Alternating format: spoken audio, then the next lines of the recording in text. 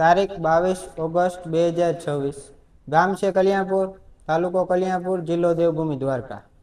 કેશુ બાપા એક ખેડૂની વાડીએ બોર જોવા આવ્યા છે. શું ભાઈ નામ તમારું? કણઝારિયા નરેન્દ્ર.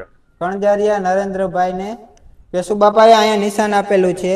નરેન્દ્રભાઈ ને 800 થી 1000 ફૂટ સુધી જવાની જરૂર છે. તમે જરાક શાંતિ રાખો. હાલું નરેન્દ્રભાઈ નું થઈ જાય ભાઈ તમારું થાય.